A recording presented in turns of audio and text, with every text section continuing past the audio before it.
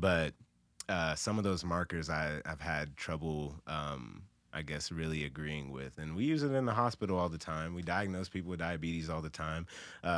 We give them materials to educate them on their diet, but the follow-up is not necessarily there, and the preventative measures are not necessarily there in the first place. I hate right? using lifelong or anything like hard on anything. Right. Like people get remissed from cancer. Like Right. you can come back. Like, and is it a lack of trying, or is it a lack of knowledge, or is it a lack of just I don't know, being in the right area, right time? But Yeah. A it lot of is factors. a lot of factors. But I don't think anything is irreversible. I think you can do something. Right. R&B Podcast coming at you. We got a guest today. Listen to what we say. It's that R&B with Russ and Blake. Make no mistake, we're gonna let you know what we think. Welcome to R&B Podcast, episode 31. Exciting, because we got a guest again. It's been a little while since we had a guest. And before we get started, thank God for this opportunity to have this conversation with my boy Russ. It's your boy Blake. And today we have Woody, a.k.a. Kreston Woods. Aloha, guys. What's going on? Thanks for having me. Yeah, thanks for being here, buddy. Yeah, man. I featured on Woody's podcast a few weeks ago, and so we had to return the favor. And he's joining us today. Woody is a holistic personal trainer. He played collegiate baseball in Hawaii at University of Hawaii Pacific University. Hawaii Pacific. You're a breathwork coach, and those are the main things I know about you. But we've known each other for probably 14-ish years, 12. It's been a long time. Like we haven't seen More each than other 10 through the years. middle part of it, but like Yeah. I knew you guys way back in high school. Yeah, Right. like Yeah, my girlfriend yeah. introduced me to you guys like way back. She was a cheerleader at your guys' high school, and then ever since then I've been seeing you guys at pickup games and Yeah. different football things, and yeah, so we've been in the community. So we network in all types of ways out here. And of course, Russ hasn't had the opportunity yet, but I've gone through one of Woody's breathwork sessions, and it was really beneficial. I use some of those techniques in like my daily life now, and I wanted to get in to do another one. We definitely need to do that soon, because I can clearly see the benefits. And would you just go ahead real quick, tell our audience about breathwork?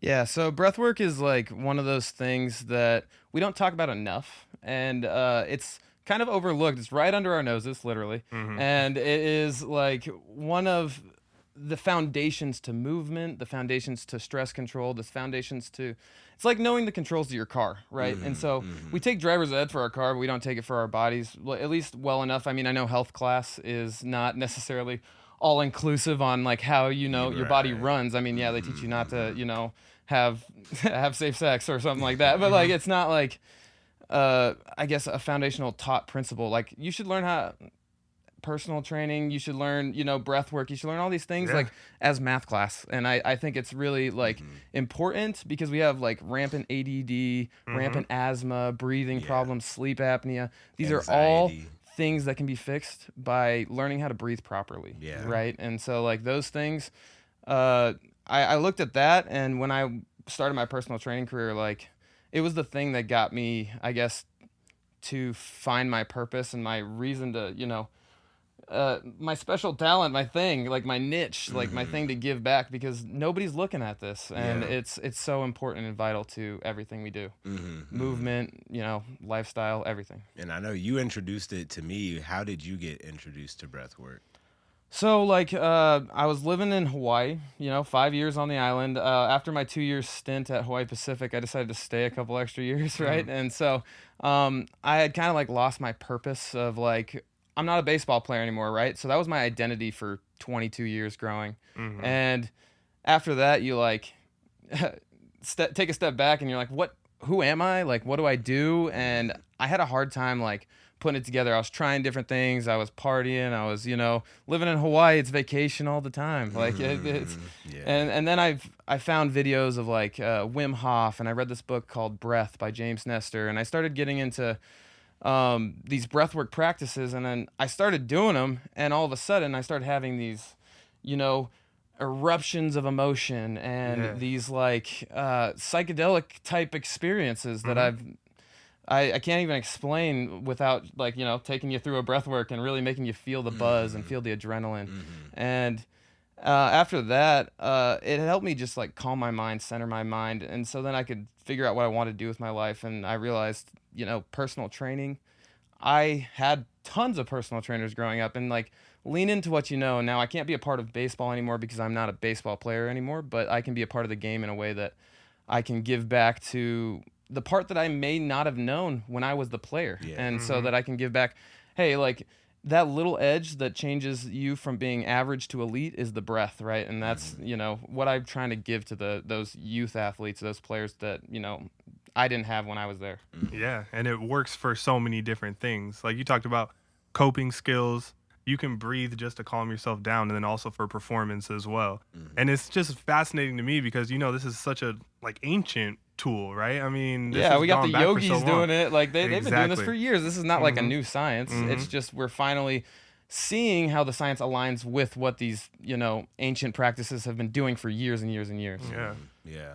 And then one thing that I like about it is it's the base layer, it's the foundation of our bodies. So you think about the foundations of functional movement, people not being able to squat properly or even walk properly, right? You need a normal gait to have a healthy, I guess, physical presence, but also the breathing piece. And the same way with eating. It's like if you can't breathe right, you need to be able to breathe and eat and all of these basic functions to live. And some people really don't know how to do it. And the funny thing is, like the eating and breathing go hand in hand, right? Like, 'cause if you close your mouth when you're eating, you can breathe through your nose, and it stimulates better digestion, better enzymes. There's a whole, you know, and plus breathing moves the diaphragm, wakes up the digestion. Like if you breathe properly, you're not going to be constipated. You're not going to have any of those issues. Like breathing is everything, but it is one of those things that we don't train breathing. Yeah. Like you don't go into the gym and be like, hey, I got to go lift my, you know, diaphragm. Like that's not a... Well, now I do. Well, now you do. Yeah. And so I used to be like a very heavy chest breather, I found, and I wasn't expelling a lot of my air. And I know as a nurse that CO2 retention can be very detrimental, especially in terms of your athletic performance, right? And then you helping me realize that, you know, you can actually expel all of your air in that breath and make your diaphragm be more active. That's helped me a lot, not only in my recovery between sets, but also, like you said, those other coping mechanisms when you're trying to have a conscious breathing experience. Having that full breath is very important because there's a difference between oxygenation and ventilation. And I found through you that my ventilation was inefficient, right? Can you explain that, Blake? The difference between oxygenation and ventilation? So oxygenation, the inhale, right? We're bringing in oxygen into our lungs, and then there's the gas exchange within our lungs in the alveoli, right? So we trade the oxygen, and it comes back as CO2 in a layman's terms, I guess. And you want to expel the CO2 because that's not going to be beneficial in terms of our respiratory system. But the ventilation piece comes from the exhale and releasing the air. So me personally, I was holding on to some of that CO2. And then if you think about it, that's basically dead space in your lungs, and you're not having the most efficient process of bringing in more oxygen, right? Yeah, it's like you can't put anything in a space that's already filled. Right. And so like if your cup's already full, then what are you going to put in it? Like there's nothing to put in it. And so yeah, you can't. The best inhale comes after, you know, the proper exhale and getting all that air out, and that's going to be foundational. And it's the breath is, I mean, the easiest way to explain it in like a lifting terms is we have like the Valsalva maneuver, right? And so you cannot lift a heavy squat or deadlift without bracing your core with the Valsalva maneuver. You will throw your back out. Like people talk about deadlifting like it's going to be like detrimental to your back pain, and then it's not detrimental to it's actually helpful for your back if you lift right, if you have the proper Valsalva, the proper breath. and it's all time based, and it's all, depth of breath rather than, that shallow high chest breathing where you're unstable towards the middle in that abdominal cavity. Yeah, I hadn't thought about that either. Because, once that air comes into it, it's tighter, right? Yeah. And it allows you to brace. And it creates that pressure. But then, I mean, aside from athletes, like you guys were saying, like for stress control, like I have another client who comes to me for breathing. She is a trauma and addiction specialist, right? And so for people who are looking for that high, like they have withdrawal symptoms, they're struggling with substance abuse, a lot of times it's that dopamine spike that they're looking for, right? And so with breath work, with cold plunges, with saunas, a lot of these practices to help stimulate those dopamine spikes in a natural, healthy way, and find alternatives to help deal with those withdrawals is going to be like one of the most beneficial ways of handling any addiction or trauma therapy. And I found that to be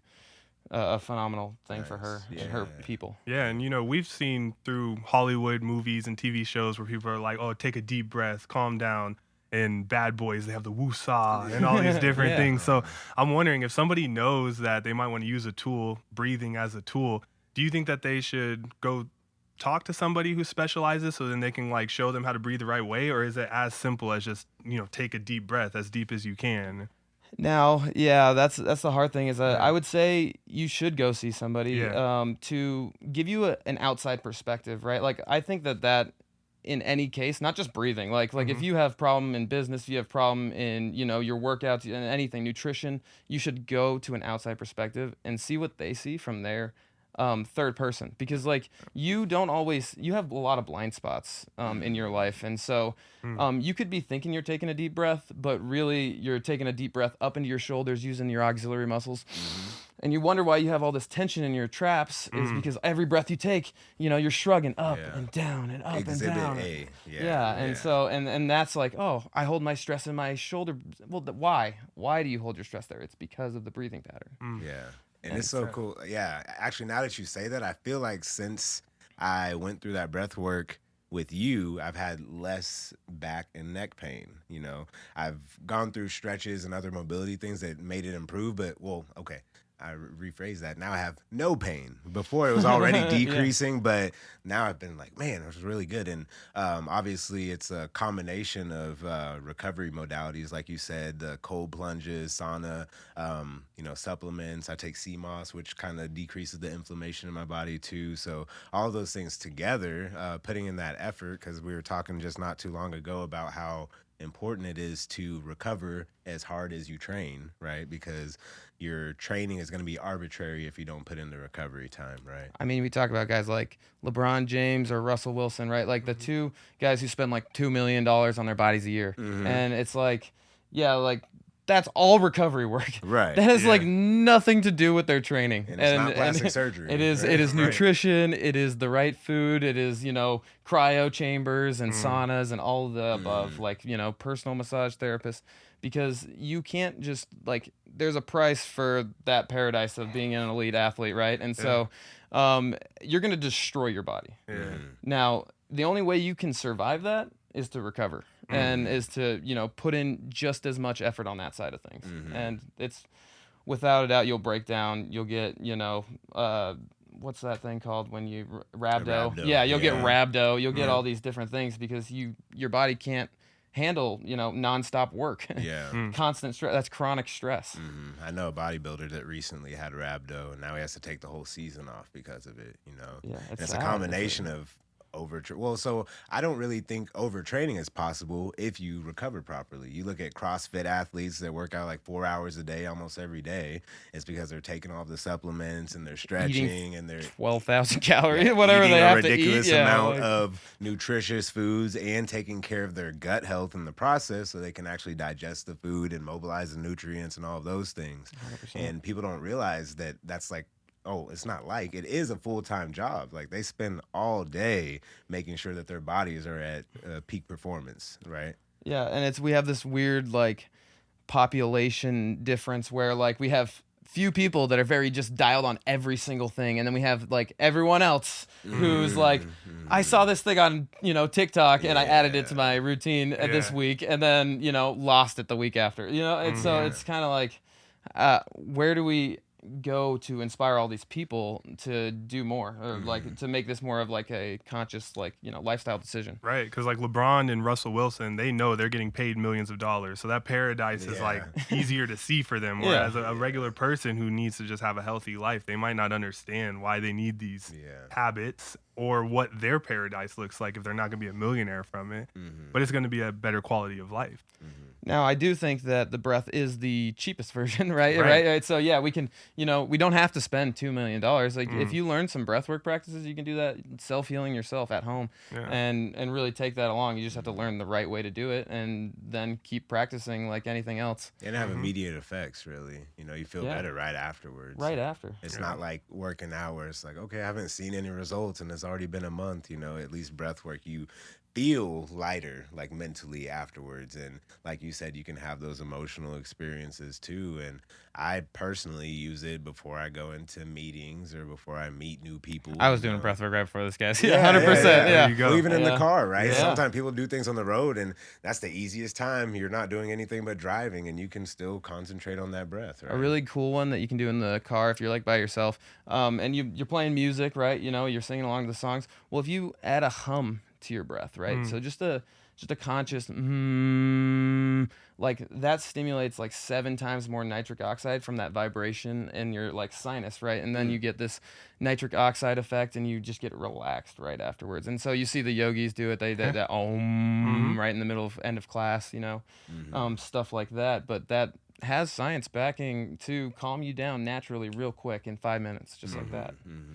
Man, this type of stuff blows my mind because you're referring to the yogis and how people have done this for thousands of years, and it's like they didn't have the science for it, but they had these rituals that calmed them down and just had them feeling more tapped in. It's really amazing that happened. I find myself when I'm performing, because I have coaches telling me about my breath, one of the hardest things for me is that I would get sped up with so many different things that I would forget, like, to breathe, literally. I would be in a moment where I'm stressed, all thinking about these million things, and I'm like, oh, yeah, I need to breathe. Hold my breath. Holding your breath, literally, You might get to the part where you're so stressed, you're like... And when you're on the court, dude, like, that's basketball. That's, like, a different kind of cardio. Like, that's probably one of the best, like, in shape you can be is to just, play pickup for 2 weeks straight. Tell me you're not, like, better cardio than you've ever been. Right. Changing directions and having to jump and stop, and it's a lot different than just running on a treadmill, right? Now, you recently ran a marathon. Did you breathe nasally through your whole race? Yes, I did. Wow. So the big thing for me is nose is for breathing, mouth is for eating, right?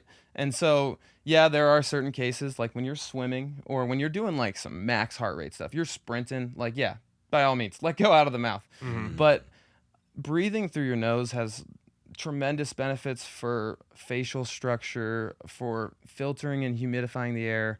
I mean, it is, we live in Arizona, right? It's like a dusty desert bowl, right? We get haboobs coming in here, blowing in dust. Like, if you're breathing through your mouth, you're taking all of that into your lungs, right? There's no filter through your mouth, right? Our mouths are for talking. Our mouths are for, doing what we're doing right now and putting food into it and digesting. It's a digestive part of us. It's not our respiratory. So, like, you can push and adapt up to 90% of your heart rate max through the nose. Now, if you don't use it, you lose it. So a lot of us don't have that adaptation, right? But our nasal sinus is really malleable. And so the more you use it, the better it opens up for you and the more you're going to breathe, right? And so me and my cousin and one of my buddies are actually starting a company soon. So I guess this is the little promo for it, but we're going to drop some nasal strips later in the year. Nice. And so nasal strips help pull up like the edge of the nose right here, so you get better airflow. And so when you get better airflow, I wore one for the first 20 miles of the marathon, and when it fell off, I could feel my nose close up on me, and I could tell the ventilation difference, and it was a massive impact. But in a race that long, it's actually so much more beneficial to breathe through your nose because you're not blowing off as much water. So we live in Arizona, so we don't see that like air come out of our mouth and it's like misty like it is when you live in somewhere cold, right? Like you'll see that the air water molecules in the air, right? Those are insensible losses, right? Exactly. And so we don't realize that we're getting dehydrated all day by the way we breathe. And so that affects your hydration. It affects everything. Yeah. It's like it's Nice. the foundation. Yeah, the foundation, all the keys. So you talk about water loss and sensible losses. One reason that you should drink water first thing in the morning, because a lot of people do breathe with their mouths. And 8 they're hours of losing- breathing. Right. 8 hours of breathing. And most people sweat a little bit at night, even if you don't wake up feeling sweaty. So I know that you are a fan of electrolyte replacement as well. We both take Heck Element. Yeah, Element's the one. Yeah. Dude, it's been so vital in my recovery. I was telling him about the workout I had a couple days ago, and I felt great the next day. I had 2 elements that day. I know that sometimes you do 2 or even 3 based off of how you're training. The amount of we do, like if you train for a marathon, right, and you do cardio twice a day, and you sauna, and you cold plunge, Yeah. right, these are all depleting salt, and these are all depleting water, and it's like that constant constriction of the blood vessels. Right. And so, yeah, you need to up your salt intake. Your nerves won't fire properly. You'll have brain fog. You feel crappy if you don't get the right amount of salt. And it's demonized a lot of times for high blood pressure and other things. But a lot of those high blood pressure things is like a combination of, insulin spike with, Right. a ton of salt with lack of activity. Like Yes. those are all going to Yeah, be like multifactorial.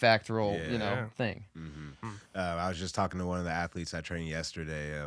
He's a football player. It's 110 degrees outside, right? And he's not taking these electrolyte packets, the Element that his mom's buying for him. And I said, dude, the reason that you feel like you can't concentrate in class and you're tired at the end of the day is because, one, you're working out 5 hours out of the day and you're not replenishing yourself. Like, that's part of the recovery, right? Yeah, we're a body of salt water. We're a body of salt water. But also in the Element, the potassium and the magnesium, those are 2 of the main channels that we have within our cells. So down to our cellular function, it's essential to have. And if it's lacking, just as if water's lacking, then you can't function properly. And people sometimes demonize supplements. I'm like a massive supplement guy, so I love them all. And I get like that there are some that are bad and some that are good, and quality supplements matter. But supplementing with something like magnesium, one of those things that's overcropped. Like our food system is so bad nowadays that we're not getting half of that magnesium that we used to with our organic foods. And even if we do have good soil, like it's still hard to get that full magnesium, especially when we're chronically stressed out, depleting it. Are you into boron?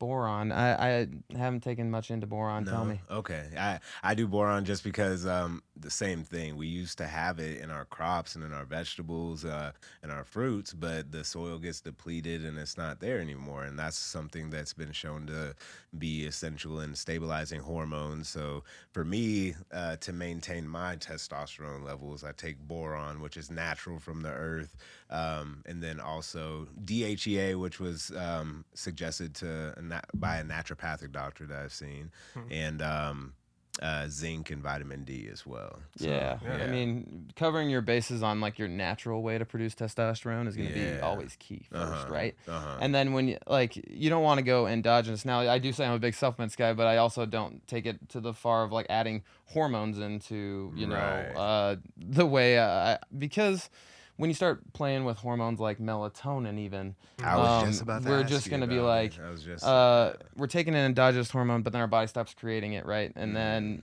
now you don't have melatonin one night and you can't sleep. And then is that going to be, how long is that rebound effect until you can get back to getting good sleep? Yeah. I don't know, but you don't want to have to rely on something taken every day. No. Yeah. And where do you get your information for like these supplements or different things to, I'm a massive self-study guy. So, I mean, when I lived in Hawaii, I bought all the biohacker books. Like, I love Ben Greenfield, and I love just like some of the guys in the fitness space, Dave Asprey, some of those like biohacker types, because I just wanted to look at it from all angles. Like, what does this do to the human body? Like, yes, like not everything has to be completely natural, but like, tend to try to go for most of 80% of the things to be, ideally like that. Yeah. And so self-study, and then I interview a lot of people on the podcast as well. So I've had guys like the owner of Peak Nutrition on and a couple other people in the industry, just,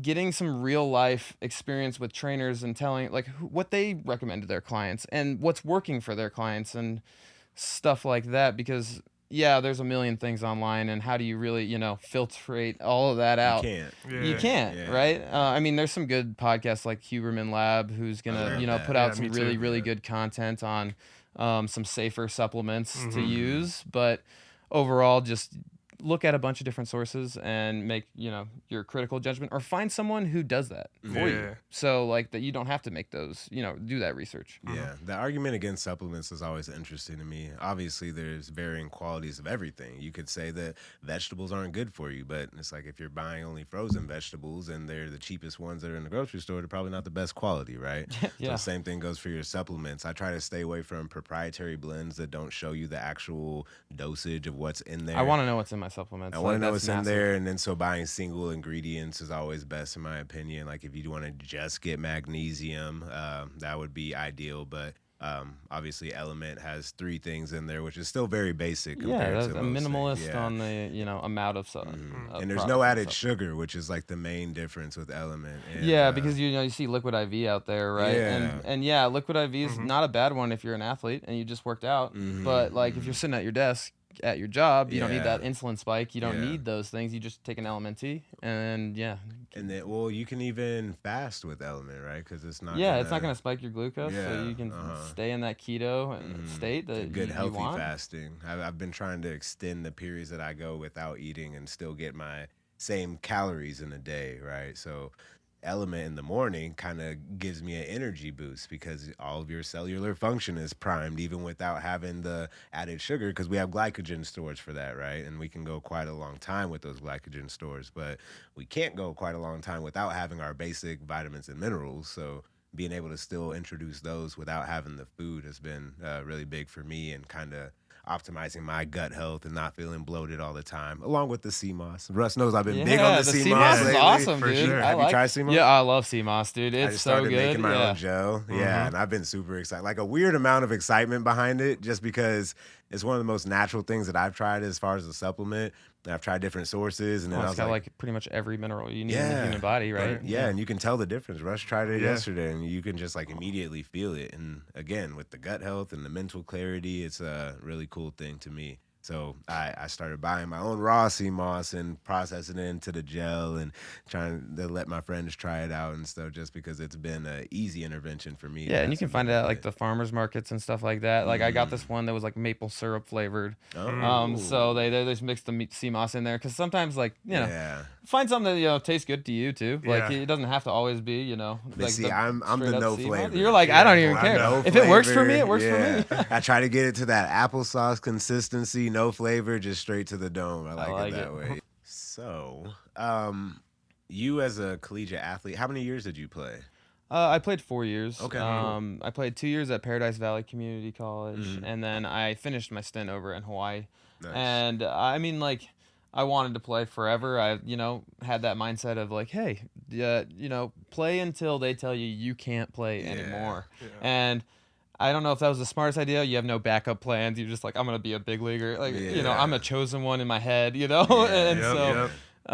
you live by that. And then, it's just one day they do tell you, hey man, like, you didn't make it to the next level. I mean, I got a card from the Rockies, but I didn't get drafted. So It's interesting you put it that way. I just watched the Johnny Manziel documentary. Oh yeah, I heard about that. You kind of have to have that mentality that you're the best at what you do if you expect to be the best, right?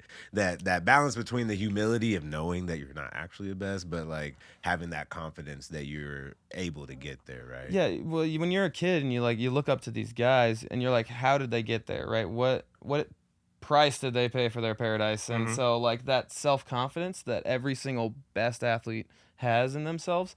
And now, true, they proved it first. And so when you're a kid, you don't see all that proving it, you don't see all of this other stuff, right? You just see this thing. And so you're a kid, right? So you're just like, I'm going to be confident like that guy. Yeah. I'm going to walk up to bat with all the swag and, touch the plate and, bat flip after I hit it and do all these things.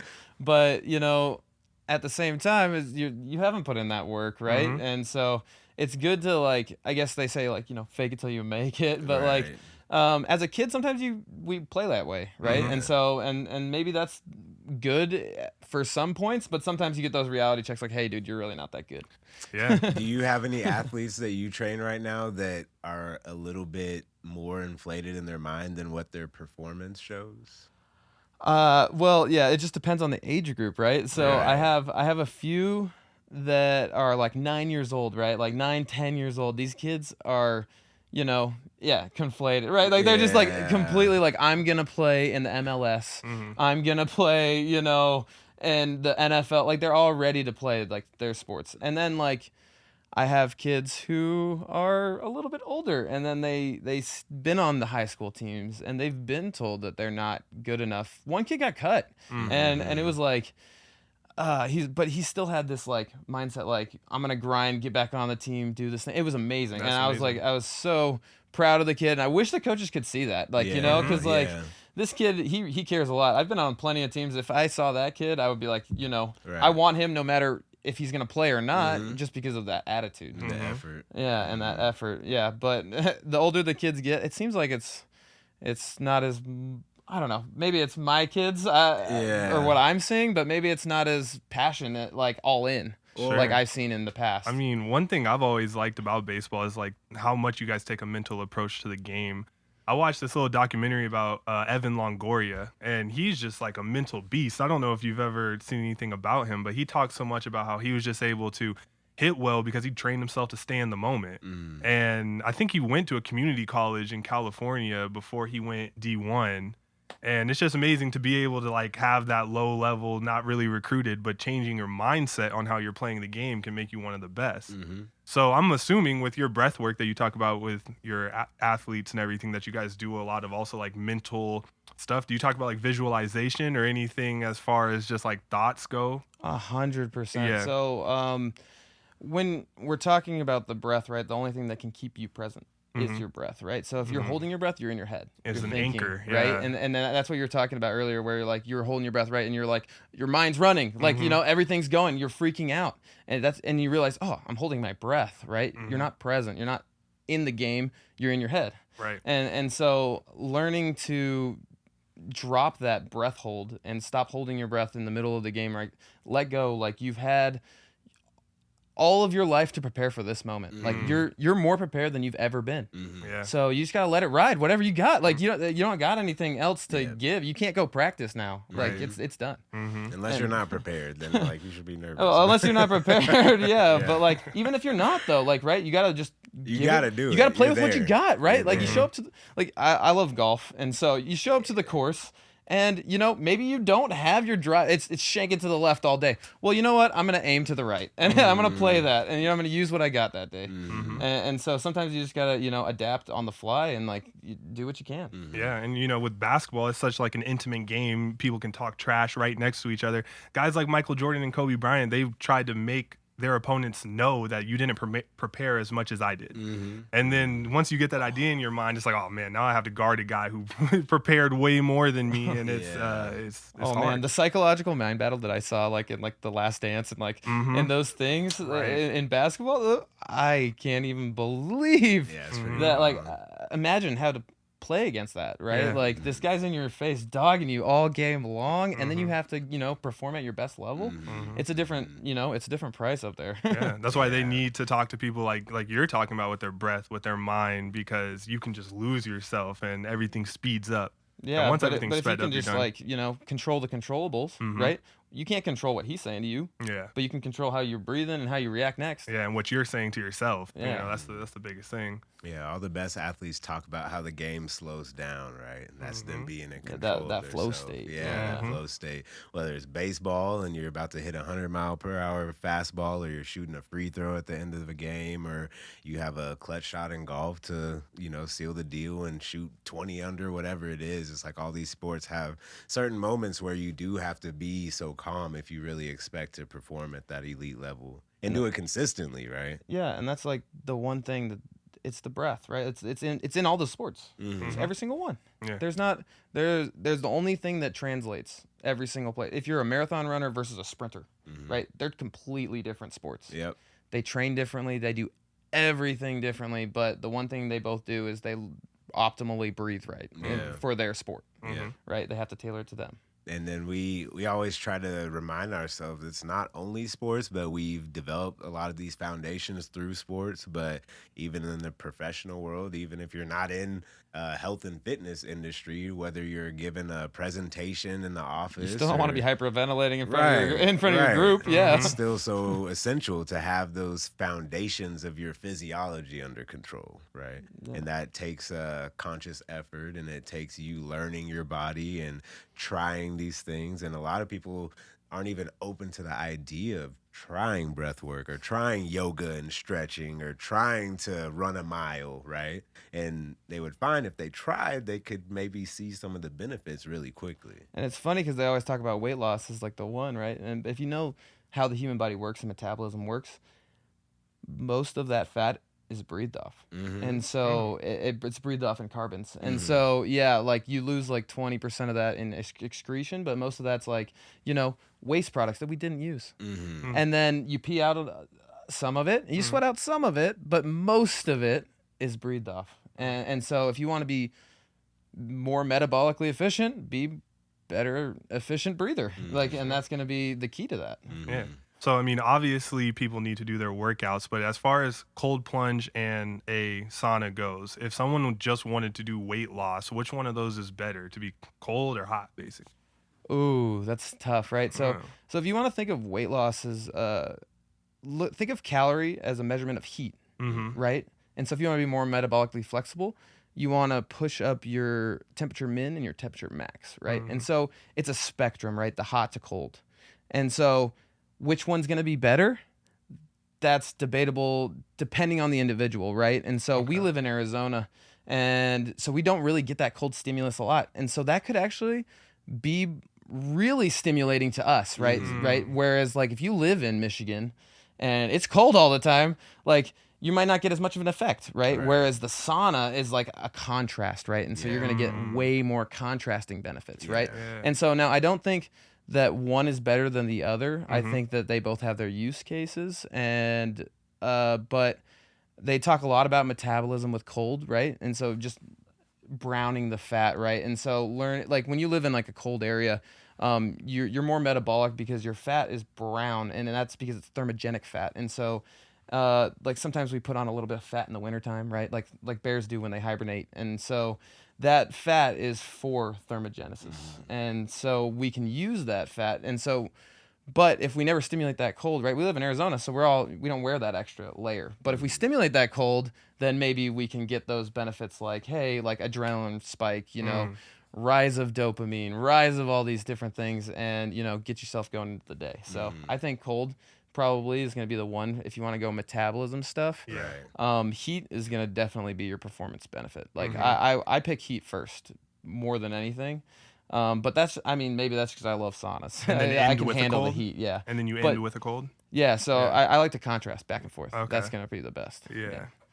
Nice. Yeah. And obviously with the heat, you can have more of an immediate effect, but it's going to be more water weight that you lose than anything, right? Yeah, it's gonna be more water weight for sure, but you're also clearing out metabolic waste. You're also mobilizing, blood flow in your body, right? And like a body that is stagnant is gonna breed disease, right? Just like a lake. Like if we're at a lake, you don't drink from a lake, you drink from a running river. Yeah. Because that running river is going to filter out the water, right? Just like your body needs to be filtered out, right? We got to constantly circulate it, and that's that. Yeah, all of the processes of our body kind of rely on physical activity.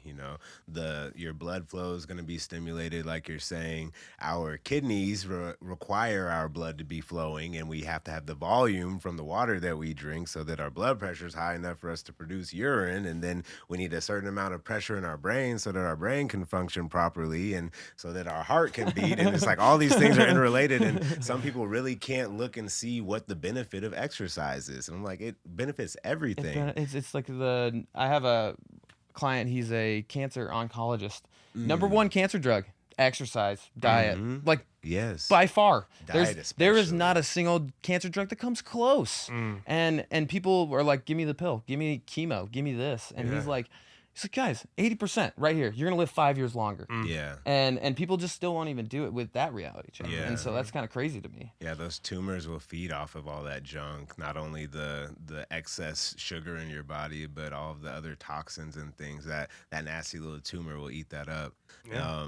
And how do you clear a tumor is like getting reactive oxygen species in there and being able to circulate and breathe and get that, cleared out. There is a medication that I think is about to get approved, or maybe it just did, called AOH 1996 by chance, 1996. But it's supposed to target solid tumors and not destroy the other surrounding good cells. Oh, wow. Yeah, so it's pretty interesting. That's a new thing. I'll send you an article about it. But definitely, we're talking about how these technological advances, it's like if people do all these basic things now to take care of themselves, I think if we make it to a certain point, we're going to have a lot of cures to these diseases and a lot of ways to at least be more preventative and have better early recognition, which is another important thing with cancer as well. But you talk about diet, having a poor diet can really expose you to almost any type of cancer because, again, what you put into your body, people don't realize the stuff in your stomach doesn't just go to your stomach and then go out of you. Like it's going through the lining of your stomach into your bloodstream, circulating through your body. So if you're eating these disgusting things, that's in your whole body. It's not just in your stomach. Oh, yeah. And a lot of people know me, and I'm pretty carnivore heavy, right?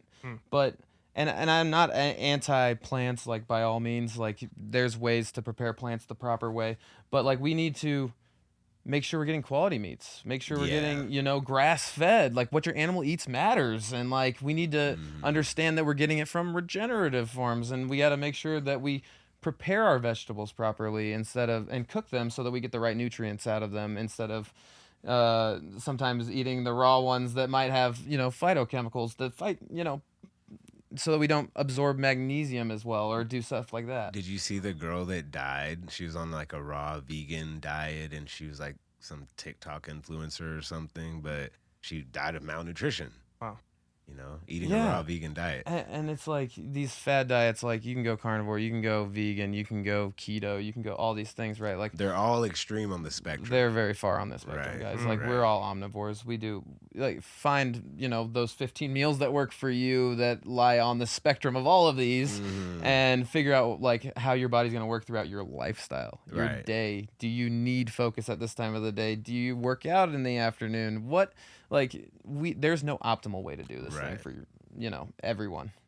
Has to be individualized. It's very individualized. Yeah, It has to be because I'm a big fan of food sensitivity panels because I have like a mild allergy to corn, a mild allergy to wheat, and those are things that if I avoid them, I can tell the difference in my body and my mind, right? But I can eat them. It's just not optimal for my body. So I explain to people, when you talk about health, you talk about fitness, you really need to know what your expectation is for yourself because, we can make you the healthiest, fittest person on the planet, and I can give you this laundry list of things that you have to follow every day, but it might not be realistic or necessary for you, right? Yeah, is it going to fit into your lifestyle? Like, the clients ask me, like, what do you eat? And I'm like, well, you should not eat what I eat. Do as I say, not as I do. Yeah, because, like, I ran this morning, I swam, and then now I have a bike ride. So, therefore, I ate 2 pounds of ground beef today at some point throughout, and that is going to be not what you need to do. Right. And, like, it's not in your macros. Like, I ate an extra 1,000 calories.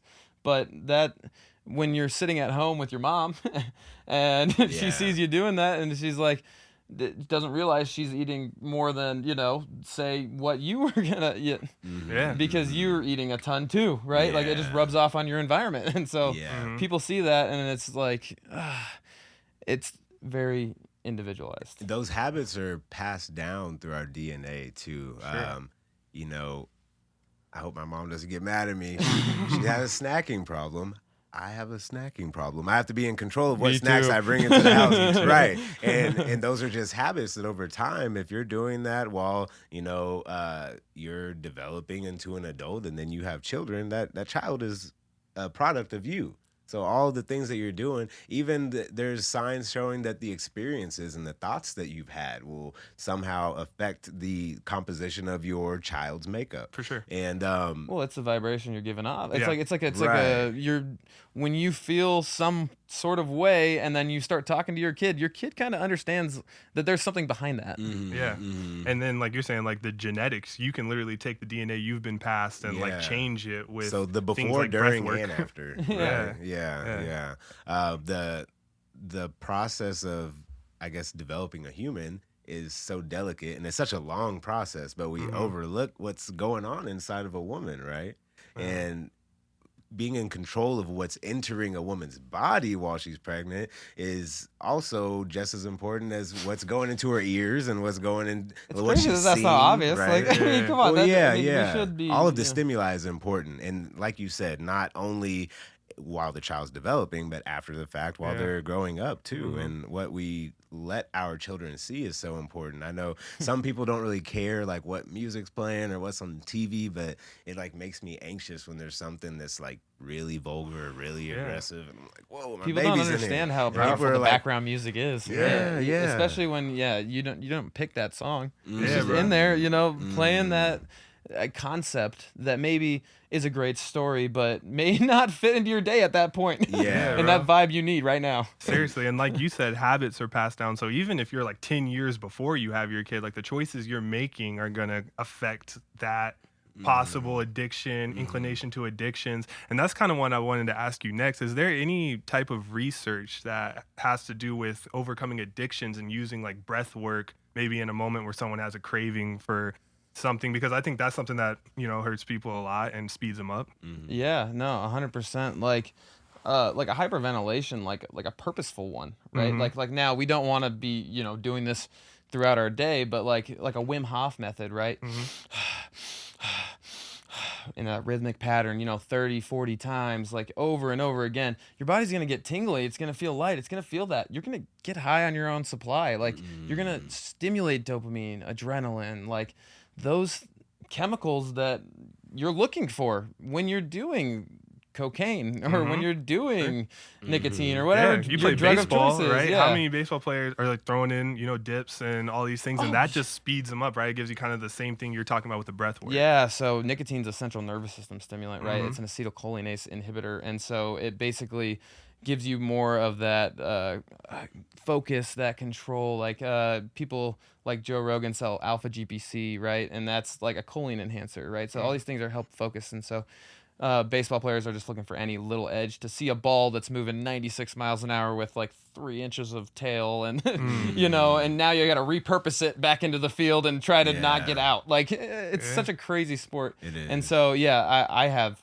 that problem myself. Like like I grew up in baseball, and nicotine was definitely the thing that I used along the way, and I still use it occasionally, but I realize the science behind it, right? Like where it can be done negatively, and I have seen how I have overdone it before in the past, and now breath work is a great way for me to help regulate it, right? Like because I don't need it, right? It's not one of those things I genuinely need all the time. Now, if I'm doing a podcast, sometimes I like to throw one in, especially if my guest is, on that same level of nicotine, right? Like a baseball player, right? Like I just did an interview with like a pro guy, right? Like, and then I wanted that baseball feel, right? So I threw in my little nicotine pouch. Now I do it not like chewing tobacco like I used to. I use like, nicotine gum, or like I use something that's not going to have like all those chemicals, right, to cause cancer. I'm just looking for that nicotine buzz that helps me focus and do those things. But yeah, it is one of those things that can get really out of hand if you let it. By all means, it's like one of those things people rely on every day. Right. And I enjoy a cigar every once in a while, and that's probably the extent of my nicotine that I'll ingest. But Andrew Huberman that you mentioned, he talks about some of the benefits of nicotine, which that was one of the main podcasts that I found a little controversial myself. Obviously there are positive short-term things that go on as far as your focus and you're saying the addictive potential's not worth it. Addictive potential, yes. Yeah, and I kind of agree with that. But, like, I'm not going to say I don't. Because if you overdo it and you get used to, like, just high quantities of nicotine every day, it's going to be difficult, But, I think almost everything is addictive, you know. Sugar is probably the worst drug of them all. Sugar is the worst drug of them all. Oh my God. I can walk down the street and see almost everybody addicted to it. So it's that simple. I don't really see people out smoking cigarettes as often as I used to, but people love candy, people love soda, people love things that they know are bad for them, and then they overconsume. The vapes. Oh yeah. Oh man, talk about breathing problems. Yeah. Like coating your lungs and like people with oil, and then they wonder, they're like, I'm stressed out. I need to hit my nicotine stick. That stresses me out more. Yeah. It shortens my breath, you know. Right. So like now I'm up in the chest high, and then the nicotine ramps up your heart rate, and so you're breathing faster, and it's shallower. It's like, but they're looking for stress relief in that, and it's crazy to me that's like, and they're so accessible. Why? Yeah. People do it all day. Yeah. So I almost think a cigarette's better because at least you have to go outside. Yeah, you feel bad about like walking into a place smelling like a cigarette. Right. So, you know, you're like pick and choose your timings. Yeah, but now people are they'll sneak the little vapes hit it while all they're in the middle of class, like kids these days. Oh man. Yeah, man, don't get me started on kids. Yeah, it's tough. Those things they're so new and they don't have the research behind it. So it's going to be just like cigarettes where in 20 years they have these PSAs and tell people that it's going to kill them, and then people will still do it, and we'll go through another cycle, and it's just almost like a digital version of the cigarette, right? Yeah. As everything going to go digital. Oh yeah, this AI revolution coming up. Revolution. Bittersweet. Fellow ChatGPT user here. Yes. Yeah, I already know. So it's beneficial that we're having these advances, but then you'll see a video one day of somebody explaining like why one day it's going to get out of hand, right? And so I'm kind of back and forth. I don't know. What's your long-term outlook on AI? AI is fascinating. So one, like just playing with it right now, as a tool, it's phenomenal. Right. Like I was doing a certification on neuromuscular reeducation with this direct current electric stimulation device. Oh yeah, what's it called? It's called the Newbie. Newbie, yeah. And basically we just hook nodes up to people and we activate their muscles with Yeah. electricity, right? Because your body runs on electricity. That's why we have electrolytes. All these different things, you know, they're all intertwined. But anyways, I'm doing this certification and I'm studying, but I'm having a hard time like going back into the text, but going to here, which nerve is this nerve? Auxiliary, I don't know, median nerve. Well, ChatGPT, hey, what's this nerve? Hey, what's this nerve? Hey, which nerve does this innervate? Like all of a sudden I had an entire study sheet of information, like PhD level. Like I was like, hey, can you tune this up for me to make it sound more sophisticated or less sophisticated? It's crazy what we can do with this stuff. And so I think it's the future tool. Now, I'm scared for kids. Yeah. Because like it's almost like, are we gonna even learn some of the stuff that we learned growing up? Because like at least we have this base knowledge before we got the AI. Right. Whereas like I don't know, the iPad generation kids, this could be who knows what happens. Very detrimental. Or we could have some super kids. Who knows? Yeah. You know? Yeah, I don't know, because we've had cell phones for so long now, and we see that people don't use the cell phones as a valuable tool very often. They get consumed, and then there's social media. You got 500 different apps. That 6 you wanna hours of try screen to- time. Yeah, I mean, literally 500 apps, and you're like, if you put in 5 minutes and 500 apps, that's your whole day. Like, you Done. know? Yeah. So as AI is able to learn us, and we talked about the advertisements, and then if you have a pocket assistant that's able to learn what you're interested in, and it knows what you've been researching, and it's supposed to be better trained to suggest things to you, you just have to question the people that are actually programming it, right? It's like, do they have your best intentions in mind, or are they just herding you around like sheep? Sure, because they understand the dopamine and serotonin in your brain. They understand how these hits and responses work. So I always think it's interesting, because I think as time goes on, it's going to be such a premium commodity to learn things like breathing or just being in the moment, because it's like all these things are going to play with your mind's dopamine, and you're going to want to get back to an organic way of just feeling like a human or feeling like a good person. And you talk about being present, like being in control of your breath lets you be in control of the moment. And when people get consumed in their phone, they're not thinking about their breathing. They're not thinking about their surroundings. They get so their lost. chin's tucked like this, and their shoulders are rounded forward, and they're looking down like this. I have a new client. Terrible posture. Like, I have a client that specifically told me I want to fix my tech neck. And so I hadn't actually heard someone say called tech neck. Like, come on. Yeah. So it's interesting. We get like this crane motion. Everybody talks about my neck hurts, my shoulders hurt.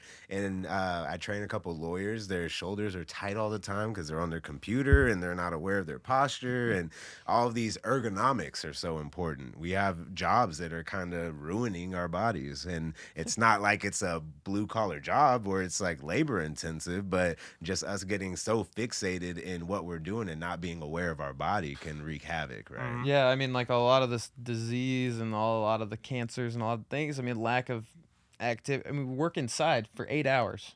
We have no light health. We have no movement health.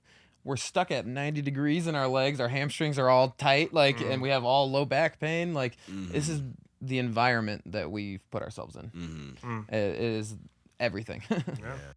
So yeah, it's interesting you kind of mention what our job environments are doing to us. The other day I was trying to wrap my mind around how people survive in Arizona summers being homeless.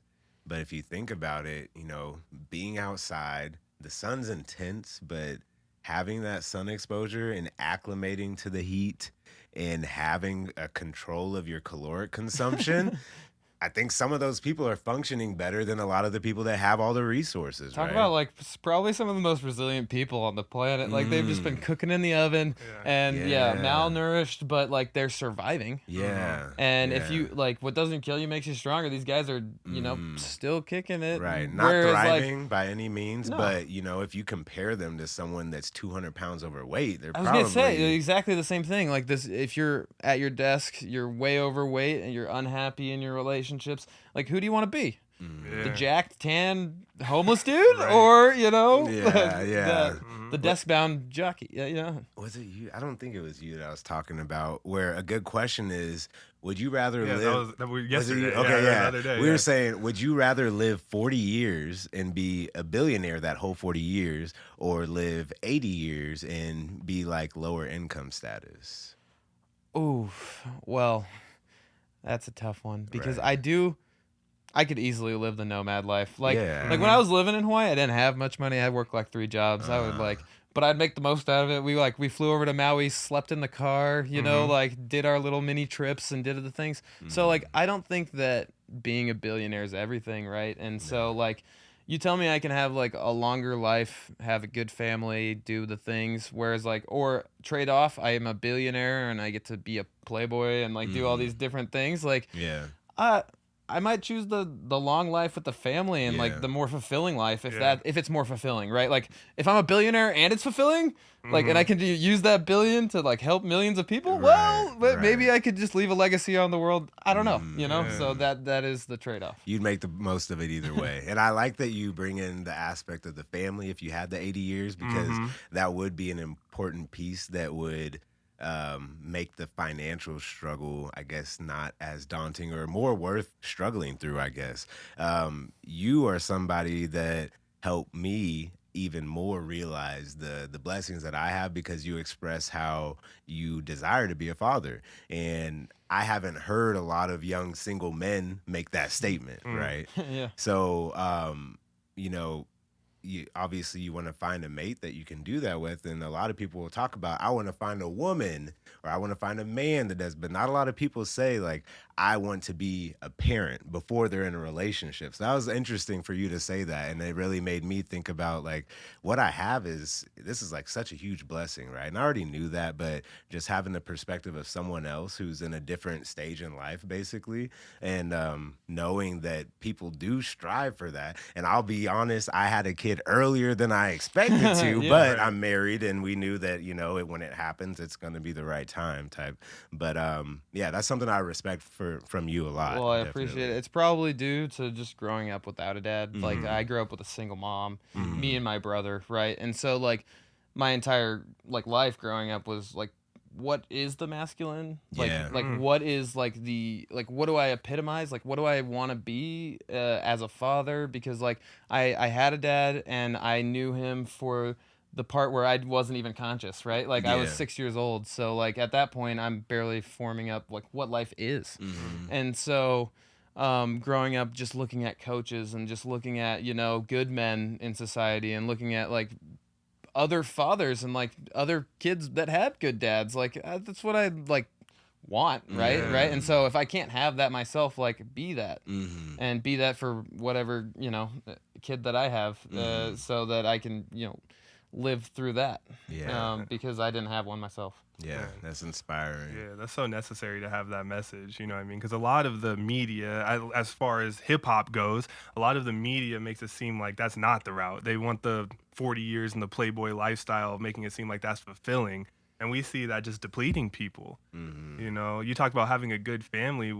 We've watched these billionaires also go through divorces where they have to pay millions of dollars and their kids are all in the news and everything. And it's like, that looks so rough. Yeah. Kanye's like, my kids are going to my school. Yeah. No, they're going to this school. The Sierra. I don't know. Dude. Like, what is going on, dude? Right. And do I want like my life just to be aired out for everybody, Man. and like my family to just be attacked on the media? Like, It's gotta be tough. like, do you want to be that billionaire?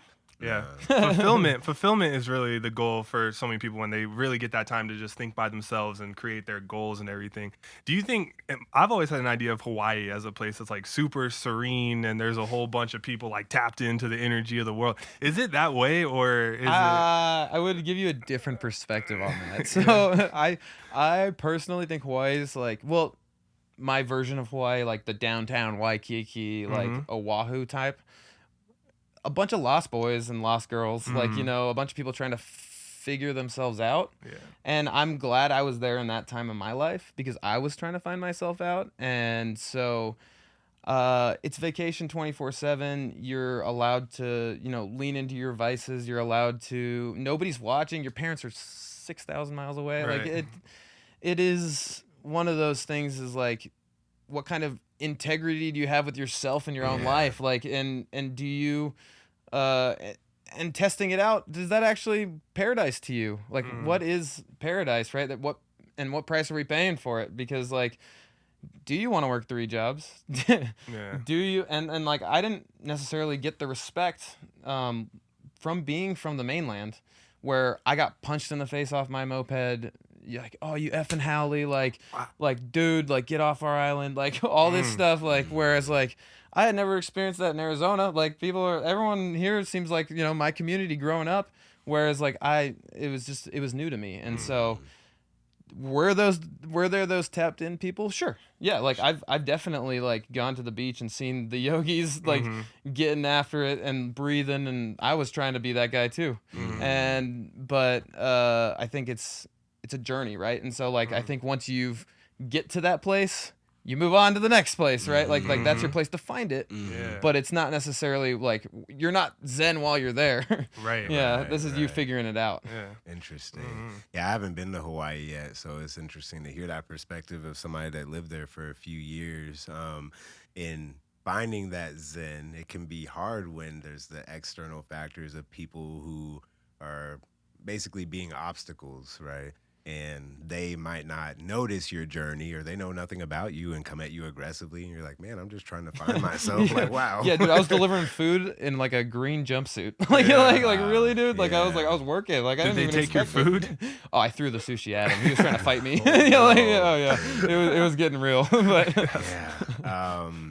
I'm blessed I haven't been in situations like that. I've lived in great places, I've always lived in suburbs of really big cities, and I feel like that's kind of where I belong. And having access to the city, but not being right in the middle of it because I don't like that much commotion, but also not quite a rural area either. And then community is important. Like you said, we are blessed to have grown up in an area where it does have like a safer feeling and a sense of community and the connections that we've made. And now we live in this Tri-City area where there's millions of people, but we know so many of these people. Yeah, it's like we're all interconnected. Like, oh, yeah. Speaking of which, Russ, my guy Evan. Yeah, from reffing, and I was like, I saw on your story the other day, and I was like, Evan. Dude, you're on my podcast, but Russ is my guy. And then I was just telling Blake about that before because I talked to Evan about you and the breath work, and he told me about just how much that helped him deal with like stressful situations while he's officiating. Having people yelling at you, asking questions, and you got to do all these different things. Like being able to slow yourself down is huge. But yeah, it's a small world, right? Because that's my millions guy. of people, but we're all connected, guys.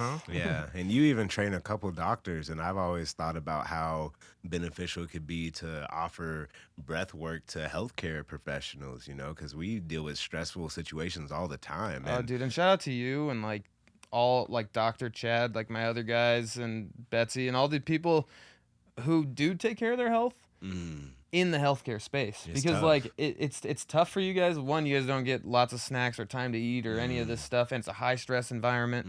But the patients there, they see it. They don't want to be treated by a doctor who's unhealthy. They'd rather be treated by the guy that is living what he's preaching to you. Yeah. And so that's commendable for all you guys that do that, because that's amazing. Yeah, and it can be so hard because again, a lot of the I guess relaxation techniques, recovery techniques that I practice now, I didn't have in the most stressful times of my life, going through COVID and the pandemic and stuff. And I saw so many people around me that could have used these very simple techniques, but instead, I'll never forget, I think I've said this on here before, I'll never forget this doctor saying to all of us, make sure you guys protect your mental, whatever you need to do when you go home, even if you have to go to bed with a bottle.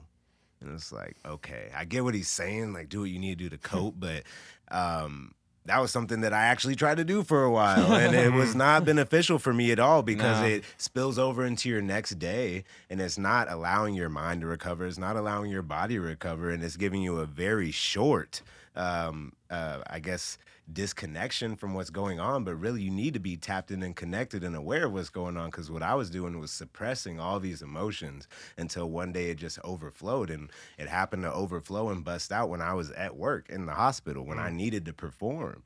And there was nobody there telling me the things that I needed to do along the way to prime myself and be prepared for these things. We didn't know what there was to prepare for. Yeah. But again, the new, foundations and the basics, just exercising, eating well. And it's like the peak of us getting assistance. There's cookies and donuts and cakes being delivered every day. So here I am eating poorly, not getting to the gym, feeling anxious going into work, feeling anxious all throughout work, and I could just feel it overflowing into my personal life, and it was just this awful cycle that I was in. I'm so glad I broke out of it, though, and a lot of people that I went through it with, they're on medications, or they're still depressed and anxious, or they feel that trauma every day, and they haven't been able to process it. And I completely, agree with you and feel you on that, our society has really just given us that bottle, and been like, hey, you're not feeling good, take a drink, and it's alcohol it should, and I don't want to demonize it to the fullest, because it's so ingrained in our culture, but use it as a reward. It's not something to use as a negative pathway, right? If you're trying to set your patterns of your lifestyle, you do not want to make that your go-to when you're sad. Patterns are important. Make it a reward. I don't drink very much myself, but if I do, it's going to be because I ran a marathon, I had a couple beers, right? Because I earned it, and I feel the accomplishment of it, and it's a positive reward, right? So whenever I drink, it's because I ran a marathon, not because you had a rough day. I had a rough day at work. It's the weekend, thank God it's Friday, stuff like that. You never need a drink. For sure. That's the phrase that I'm always kind of triggered by. That I'm like, oh, maybe you have a issue or deserve one. Yeah. I deserve a drink. Yeah, it's I deserve a drink. You deserve to be healthy and have a clear mind, and so. Yeah. But it's all perspective, right? And like you were saying, the price for paradise comes with a lot of stress, because you got to stress yourself out, So if you're always coping with something that's hurting yourself on those stressful days, and you're just going backwards. And I like that because, like you're saying, you have to stress yourself out. Stress is necessary for growth. And then so we stress our bodies out so that our minds don't have to necessarily feel the stress, My right? favorite way to think about stress is like the good stress is the stress you choose. And the bad stress is the stress that happens to you, right? So like your relationship stress, like your work stress, like these are all external stresses, right? Yeah. But then the stuff that helps you grow is the stuff you choose, right? So ice bath, sauna, working out, breath work, all of these things you're choosing to do and stress yourself out with, and you will make growth every time you choose it. Now, if your coach is like, hey, get on the line, you're running now, and you don't want to do it, it's not going to be beneficial for you. Right. Because you're just going to stress yourself out more because you don't want to do it and you don't want to be there and you are giving yourself a negative mindset. So like the perspective on it is everything too. Right? But like choose your stress. Yeah. That's going to be the key. For sure. You talk about transitioning from an athlete to like a normal person, not being a college athlete. That's pretty much what you have to do. You have to learn how to take the conditioning into your own hands and choose your stress now. It's a structure that, you followed your whole life. And then it's like, all right, let's tear down that structure. Now, what do you have left? And build your own. Build your own structure. What rituals and routines are going to get you ready for your day at work instead of your game? Yeah, the structure is key. I tell people, there's a lot of, ideas floating around now that college is just not worth it for anybody. I'm like, you just have to know what you want to do with your life. Also, college is what you make it. College is what you make it, and it provides structure of your education. I think that's very valuable. It might not be worth $200,000, but the structure that Go to we community have, college too. right, exactly. But the structure that we have through our school age years, a lot of people, they turn 18 and that structure's gone, and then they don't continue their education, and they don't know how to promote growth in their life, and they don't know how to get out of their situation. Even if school wasn't teaching us the direct ways to do a lot of these things, at least the structure was making our minds work and be able to develop a thought process, right? I wake up at 6 a.m. I go to school at 8. I got practice after school, and I got to make sure I hit lunch at the right time. And if I don't, I'm gonna be tired of practice. Right. And then we do that for years and years. But then on the flip side, it's difficult after that structure's gone and you're an athlete, for instance, and even if you do it into your college years and all of a sudden it's over and it doesn't make sense for you to structure your life quite like that. So it's like, how does the new structure look, right? And so you have to take all those tools that you learn along the way to try to develop your own individualized routine, your own individualized patterns. I like that you use the word pattern because all of us have some sort of pattern to our lives, They can be positive or negative patterns. And once you take control of those patterns, that's what's going to potentiate your growth and allow you to be more in control of everything, not only how you function, but how you think, how you feel, and ultimately what you accomplish. Right? Yeah, I think it's all like really metaphoric to like the way the body works, right? Like a movement pattern, you won't grow if you don't hit the movement pattern right, right? And so if you're not doing a bicep curl to full length, you're not going to see that same stimulus. And so same with like your life patterns, right? Like if you don't, get up at 6 a.m., you're going to be behind on your day for this, and this. Yeah. For so me, it's like 4. Yeah, me too. But, I know. So how many hours of sleep are you getting? I try to be in bed between 9 and 10. So about 6. Optimally, I'm getting 7 hours of sleep. It's probably the one thing I preach that I also do about 6. And I wish I could do more. That a lot of times close to 6, usually 7. Actually, this week, like I said, I've had like 2 or 3 days that I slept in, and it's like nice. And it's sleeping in for me is 7 o'clock. So it's nice, but then I feel like I'm playing catch up all day, and it doesn't fit. Not even. my I'd rather schedule. not sleep in. Like, then I feel like I'm behind on everything. Right. I'd rather be a little My day's tired gone. and get especially with the baby because she gets up around that time, and when I can get up before her, at least I have my day organized and kind of already started. But it doesn't work for me getting up at 7. I have to be up when the sun comes up at the latest. Well, do you think that like I don't know. Since you had a son, right? Like, and Daughter. A daughter. Sorry, No, you're daughter. good. Sorry. But since you had a daughter, what do you think that just like having a dog helps you get up early, 5 a.m., knock it out, like routine based. Like, do you think that set your life up for success? And do you think that that's why like so many people feel lost in society today is because they don't have kids or that like structure with around having a family That's and the family interesting. unit? Because the family unit does help you, I guess, become your best self. The family unit helps with discipline. And your discipline, right? Like Yeah. you're living for something outside yourself. Yes, that. But I think as far as structure and organization, the family makes it harder because you have other whole lives that you have to incorporate into your routine, right?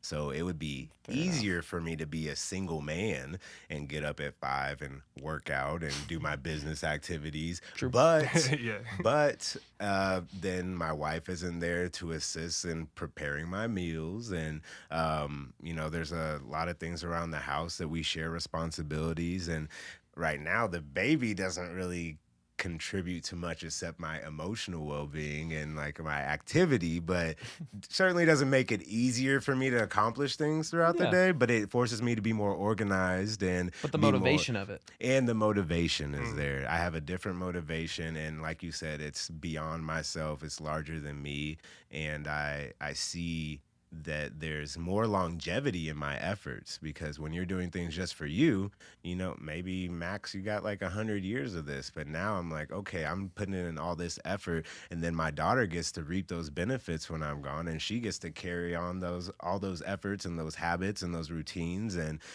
put that same energy into the world. So I feel like now this is a infinite journey. A legacy. It's a legacy, yeah. And people look at legacy different, and I've heard very successful people say that they have no interest in leaving a legacy. I don't want to have kids. Legacy is not my goal. It's like, well, if you're building businesses, it's still a legacy. It's just a different kind of legacy, context, yeah. right?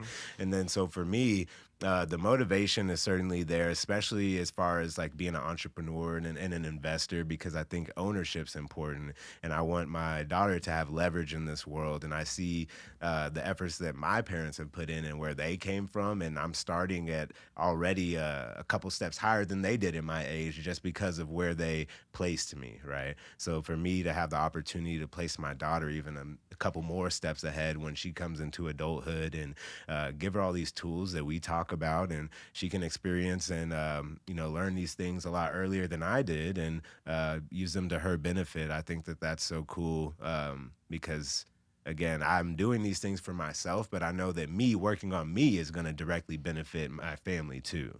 So it does intensify all the stuff I'm doing. Luckily, I've always liked working out. I've always liked trying to optimize my health, and I've always liked educating myself and trying to be a better person. But now, like I said, all of those efforts are not only for me, but for my wife and my daughter too. Yeah, and the kids see more of what you do than what you say. Yeah. So like you have to live that, and you have to be that. Yeah. Because they know when you're lying. For sure. We had her at the gym I was about to yesterday. say, yeah. Russ was working out. My wife was working out. Mila's sitting there watching them work out and stuff. And, seeing that versus seeing us on the couch watching Netflix, it makes a big difference, Yeah. And so the people that don't exercise, they need to realize they're not only affecting themselves, but if you have kids that are watching you be sedentary and be depressed and not like going outside or interacting with people, or really not changing your routine at all outside of going to work and coming home, then what is it that you expect to motivate them? And it's probably going to be something that they find on the internet nowadays. And it's like, so do you want your presentation and your stimulus that you put upon your child to be stronger than all these others? Because if that's your goal, then you really have to make a conscious effort and be consistent in what you're doing, because they're going to get all of these other things fed into them very consistently, very quickly. And it's earlier and earlier in our development. You talked about, the process that we go through as far as our consciousness developing when we're like around the age 7 to 11, right? And then you go into the preteen, teen years. Those were not ages before where we had access to the internet and all these different media outlets that show strange things and very explicit images. And Oh man, what a world we live in now. Yeah. I feel like access to information at the fingertips. Like it's so fast. And some people are so against censorship, but those are certainly people that don't have kids, because I would love to control what my daughter could see. That's what I was gonna ask you. So like, I don't want to like switch the podcast to you, but like, No, that's huge. no, so do we do we censor our own kids, but do we put it in like a terms of respect, right? Like teach them why we're doing it, right? I think that's big. because that's like the big part of it, right? Is if they don't know why you're doing it, if they just think you're doing it because Yeah. they don't want you're against it, they're gonna Sure. resent you, right? Like, Yeah. and so how do you Yeah. cultivate that, like, Yeah. I guess, environment tunnel Yeah. that you're giving them? Yeah, because the choices will always be there, you Yeah, know, and you exactly. can't act like they're not. So that's a great question. Yeah, we talked about communication just recently, and I think that people underestimate how much kids can understand, and so when they ask Oh, man, questions, I they're think so it's smart. important. Yeah, it's important to try to explain things to them, and they might keep saying, "Well, why? Well, why? Well, why?" And it can be annoying, but they need those questions answered, or else they're gonna seek the answer, right? They're And you gonna don't find it know. somewhere else They'll from find their it somewhere little else. buddy that's 9 years old at school, Yeah. who has no concept of what that actually is. Sure. Right. Or an older person that wants to manipulate them Yeah. and feed them wrong information. And then if they feel like you're hiding information from them, then they're going to continue to use those other sources, right? And every time you lie to them and they figure it out, that's just a notch in the trust Yeah. bucket where you're out, like you're losing more and more of that trust. The value of your word has to Yeah. be strong if you're going to be a leader in anything, you know. Yeah. I think for me, being a nurse, I'm used to having difficult conversations. So obviously it's going to be different when it's like my daughter. I can think of a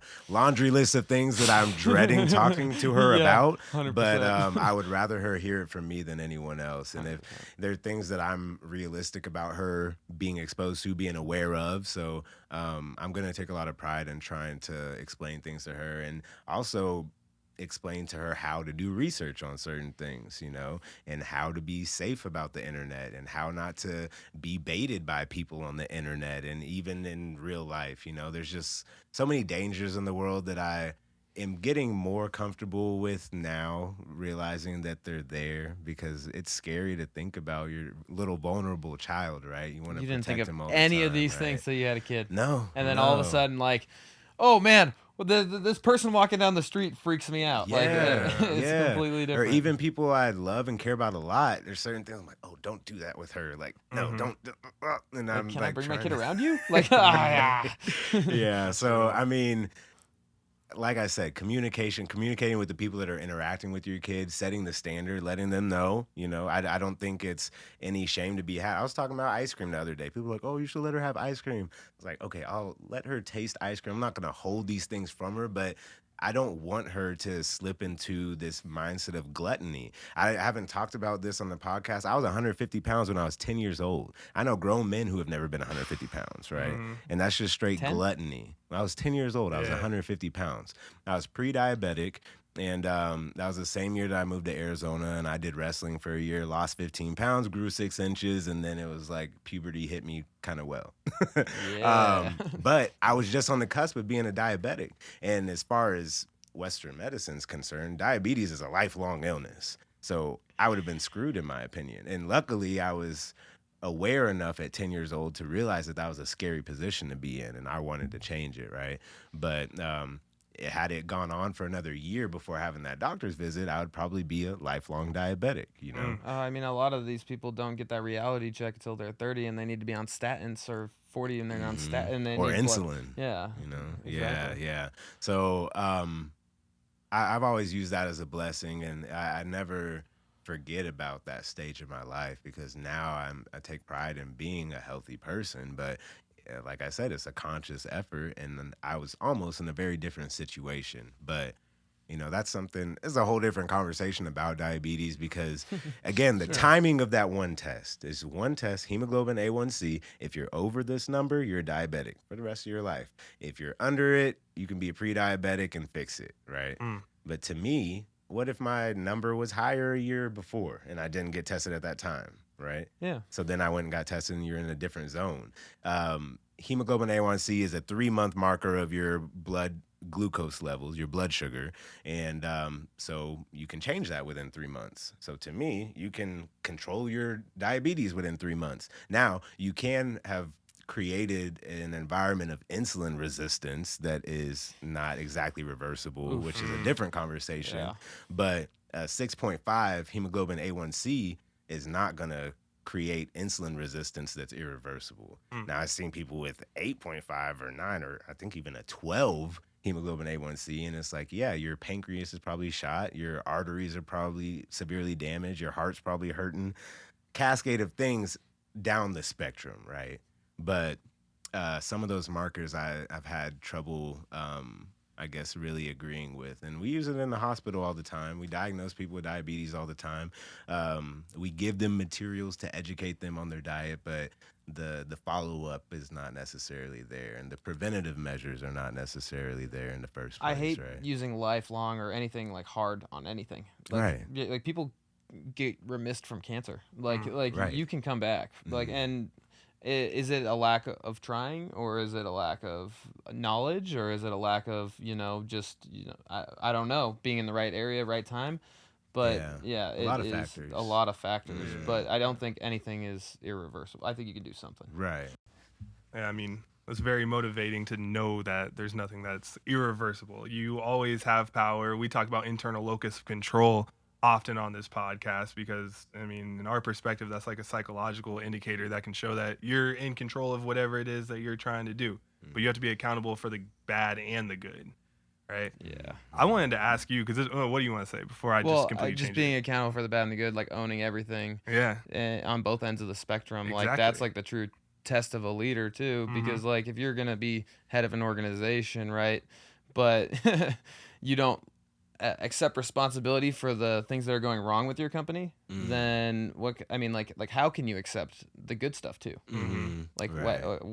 why are you allowed for that if you're not going to say, hey, this is also my fault? Yeah. Yeah. And that's ego, because some people will just like make up the good stuff and be like, look at how amazing I'm doing.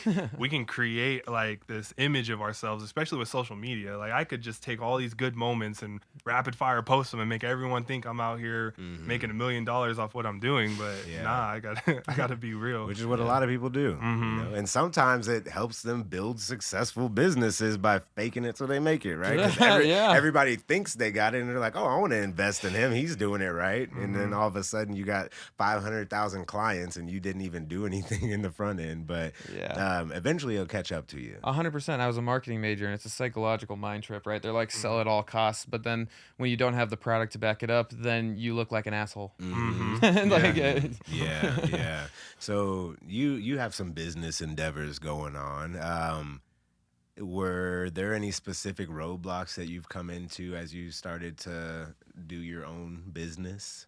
Like, what do you mean? Like, So like for me, I'll give me as an example. When I got into business, I didn't realize the tax implications. I didn't realize the organization that it took to not only market myself, but onboard my clients and maintain those relationships. And once you build your clientele, also still market yourself and have these networking avenues and be the CEO and also the bookkeeper and also the secretary, right? And being a one-man show in a business is not easy to do. oh man, Right. it's so crazy. So yeah, like you didn't realize this was a team effort for a one-man job, right? Like you're a one-man band. You're doing it all. And so yeah, when I first started my business, I had my uncle who's a CPA like set up my LLC. Nice. And I had some guidance from my grandpa, and they ended up passing away during COVID,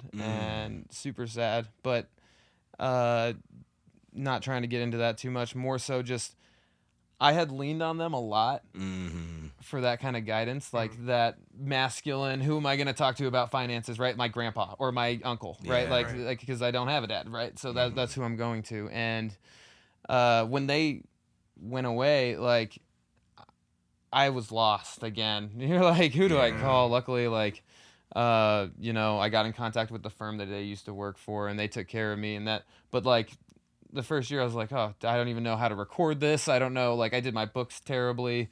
I was behind. I'm like going through like all my invoices. Like, oh, how many did I actually do this year? Yeah. Like it is time consuming and things I didn't plan for.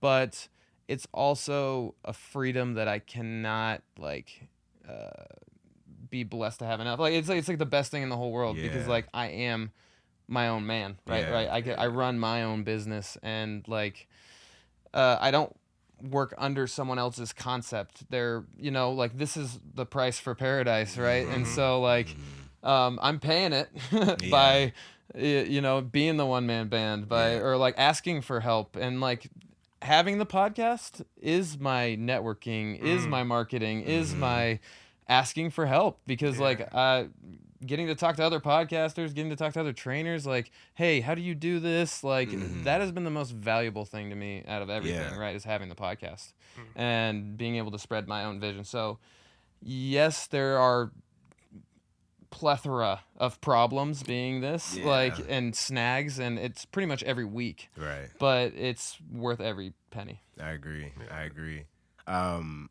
Yeah, it's nice to have connections within your industry and for people to not be so secretive, right?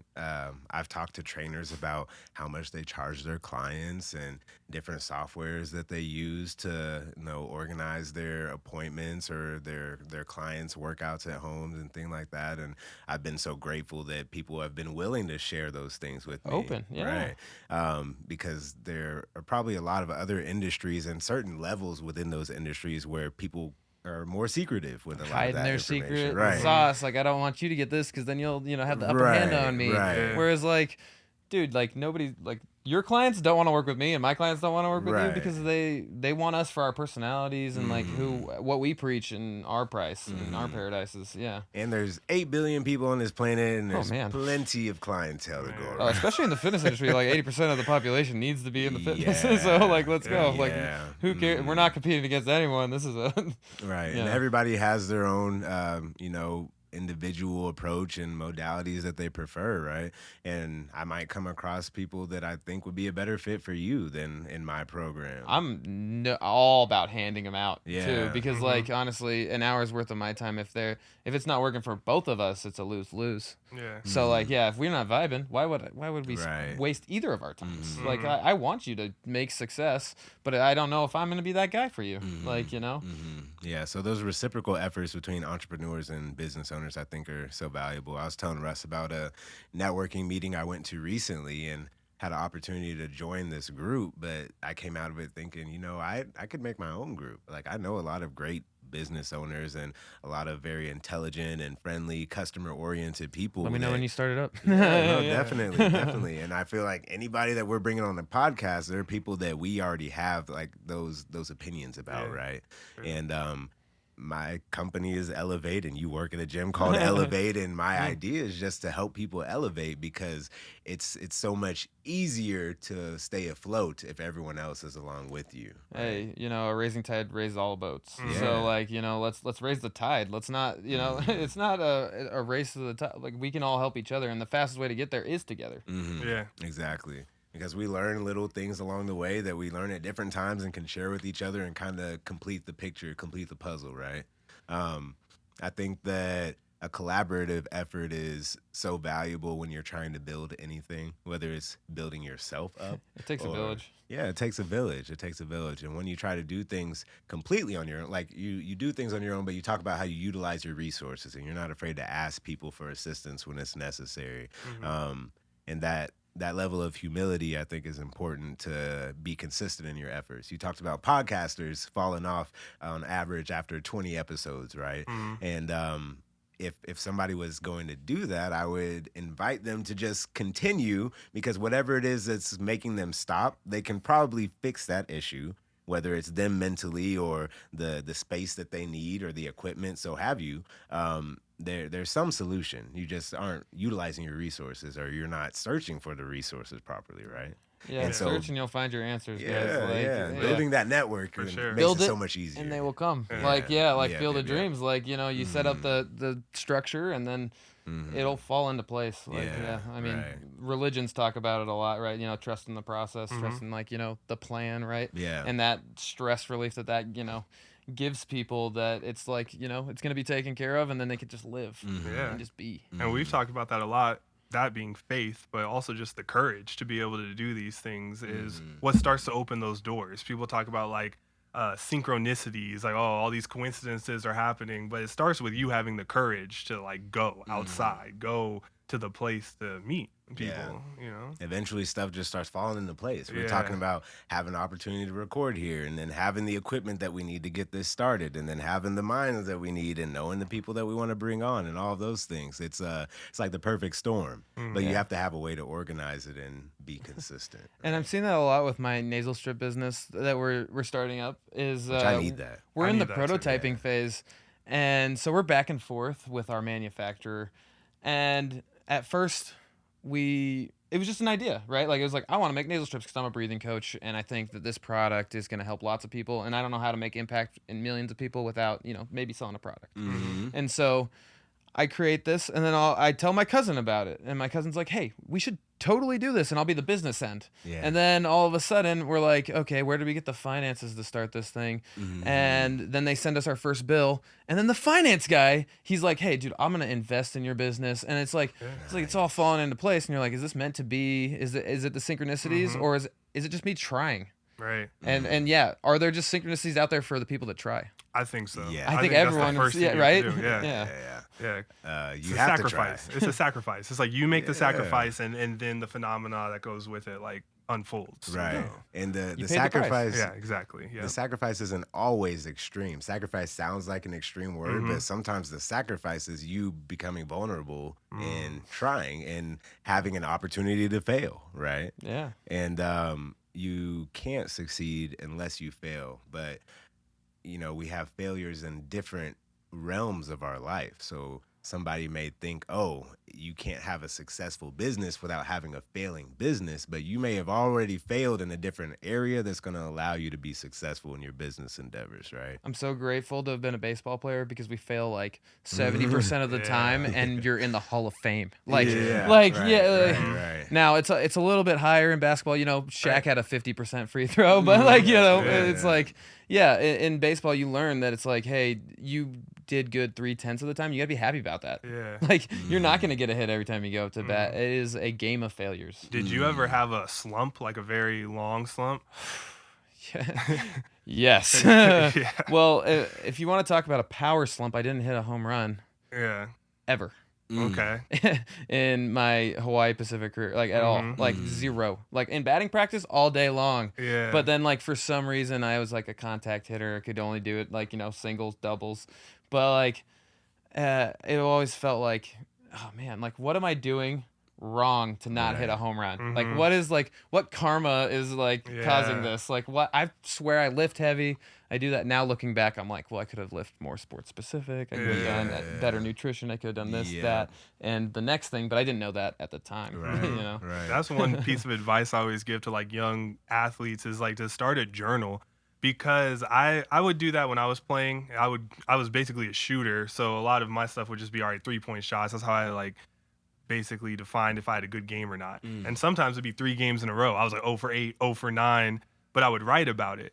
And it didn't seem that big at the time, but now I go back and I'm like, man, like, look at the way my thoughts were structured around my slump. I would be so critical. So like almost trying to just like wish that it was going to get better or something like that. But it's just interesting to be able to see your thoughts when you go back. And did you ever do that? Yeah, no. Yeah. How much that affects you. And I love journaling, but for me, I did an audio journal. So I would like write down either all the stuff I learned in self-help books, or what exactly, like I need affirmations for the game or whatever, and I'd read them on like a note, right, an audio note, and then before bed you play that, like right before bed and right when you wake up, your 2 most like receptive times of day, right, in that like groggy state where you're more in like a theta brainwave, where you're kind of just I guess recording it without having to pay attention. And it's just running in the background, kind of like what we were saying, how it's like powerful when you hear those songs in the background. It's powerful to have those affirmations in the background, right? And just reminding your mindset. And when you read it to yourself, I think it's like more like your thoughts. Yeah. Cause I like to listen to audiobooks, right? But there's always another author like telling the story, whereas like if I'm telling the story, like that's my thoughts, like that's what it's like up there. Yeah. And so I like that one. Yeah, that's a lot of power. It's a lot of ways to take control, man. Yeah. But I'm an audio learner, right? Some Uh-huh. people are more visual learners. Some people are more, they need to be tangible, work with their hands, do that. Yeah. That's just my style of like journaling. You know?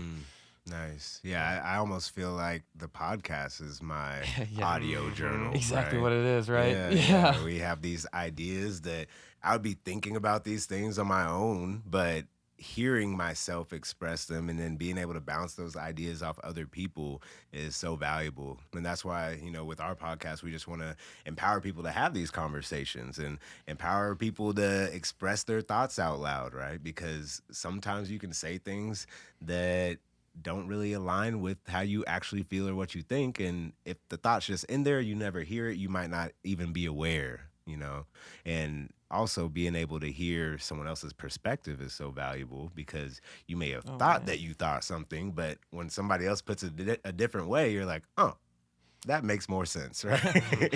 I love having like contrasting conversation or just like playing the devil's advocate, even if I believe something else, because I like to see how other people react to that situation. And if they're having true like critical thinking conversation or if they're just like spewing out the same lines over and over again, is like this is a repetitive pattern, whereas like they're not, hey, maybe there is another side to this, and just let me look at it before I make that final judgment, right? Yeah, hearing the why behind it, right? And those details. We can all have these surface level thoughts. Like I can sit here and tell somebody you should be motivated and go do what you want to do because you're capable, but a lot of people, that's not enough for them. Not good enough. Why, right? It's like okay, not until how? your husband has blood pressure problems that you go into the gym, and that reality check, right? Like a lot of us are like, and I don't want to say that I'm lucky that my dad passed away when I was 6, but like I am lucky to have gone through those traumas when I was a kid. Yeah. Because that made me motivated to be the man that I am today. And so I feel bad for other people who didn't have enough trauma in their life to, get to where they are motivated. Yeah, that's real. That's real. A lot of the things that I take pride in my characteristics today did come after some type of trauma, whether it was losing a loved one or going through the pandemic or, being in a car accident and things like that are very scary afterwards when you realize you overcome them and you still have all these blessings and this life to live and these opportunities. It makes you cherish them more and you don't forget those things that you learn from those people or from those experiences because they have more meaning to them. You have a gratitude perspective. Yeah, instead of, like I'm on top of the world. I'm the best thing I ever walked. Narcissistic, I own the world versus that. Or you are like humbled to the fact that like, hey, dude, like I'm not everything. Yeah. We're all interconnected. It's all, Right. Together, not just, me against the world. Right. That's real. Right. It's you with the world. Yeah, right? exactly. Yeah. I'm part of the world. I'm in the world, Yeah. Yeah, and it's so interesting. People feel alone, and I've been there where I felt alone. It's like when you're 100%. going through an experience and you feel like nobody can relate to you, they don't understand. Well, yeah, it's your experience, so they'll understand as much as you try, but it's there for you to understand. And that's why you're going through it. And like you talked about with the trauma, I'm sure nobody's glad that they had a traumatic experience like you're saying, but it's about how you use it and how you grow from it because the trauma is inevitable. Nobody has like a cakewalk through life from birth to death, right? And you just have to be prepared for those things, and it's up to you to decide what effect that trauma is going to have on your life, right? I'm just glad that I have that perspective now because it's so easy to relate these things to the pandemic because there's just a time in the middle where I didn't realize the purpose for any of this, and I just had this very pessimistic outlook on the world because this was a global issue, which a commenter on our Instagram doesn't realize this is a global issue. This is not just some conspiracy within America. Like this happened to everybody, right? And I was resentful because people couldn't see what I was seeing and they weren't experiencing what I was experiencing. But then in hindsight, I'm like, I didn't want anybody else to have to experience that, right? You're like, like they talk about like how prophets go out and talk to God Yeah. and they bring it back to the people, Mhm. right? Like, Exactly. like not everyone's a prophet. Like, Right, not right. everyone needs to do that Bro. and see that and Because- be that, so that you can come back and teach the people what to do. Yeah. And that experience isn't easy, right? Some people think, Yeah. oh, he went and had this simple conversation. That might have been a very difficult emotional experience for them to have this information and then be responsible for dispersing it, right? Bro, and in these stories of the prophets, like, not only were they the ones that could understand God, but it's like if anyone else went, they would burn up. Like these stories of like Exactly. Mount Sinai and Moses, it's like anyone else who went was gonna burn up. It was like only he could come and talk. It was so stressful that it's like no, one person gets it and one person comes back. And that's why you have to realize the stress that you go through is purposeful and it's meant for you to go through it, right? And it's Yeah. meant for you to come out on the other side. And then you just have to share that experience with other people you come into contact Yeah, and with. if someone else has more information to lend you, you can't hate on them. Like you gotta listen. They might have been the person God talked to come talk to you. You know. Yeah, 100%. that's a good point because I know I had times in my life where I took my dad for granted, right? And I think about all these things that he told me or tried to teach me, and I would immediately just either say I know or not think that it was valuable information. And I've discussed on here where just having that person in your life that wants to make sure that you know these things is very important. And having a person in your life that wants to help guide you is very important. And It's hard to find unconditional love, like Yeah. really like just to do it, like not just not transactional, not like you're getting something out of it because of the relationship. Like there's not many of those in life. Like I mean, there should be more. Yeah. Don't get me wrong, but like usually it's like just your family Yeah. that you can really sit behind on that. And it's a decision to make to show somebody conditional love, right? I see so many failed relationships, and I think about like me and my wife, and I've had times where I may be frustrated with her, and I have to remind myself of that phrase, unconditional love. Like, just because she might have done something I disagreed with doesn't change the fact that I love her. I love her no matter what, right? Yep. And if we're going to make it to the end, that's something that everybody has to remind themselves of. And I try to now exemplify that with my interactions with friends and even strangers, showing people that it's okay to be nice to someone you don't know. Yeah, and it's okay to give and not expect anything in response, right? Right. I wish there was more people in the world that do that, Yeah. because like, and it's funny when you try to do it, and then someone like, what do you want? Like, Right, what's right. next? Like, They're what's the skeptical, catch? And I'm like, yeah. dude, I like the supplement. I think you could use it, Right. and have fun. Like, and then like, don't worry about it. Like, yeah, and just, but people don't really grasp that concept anymore because it's so transactional out there. Well, I wish people would understand the value of the information that they're given for free, right?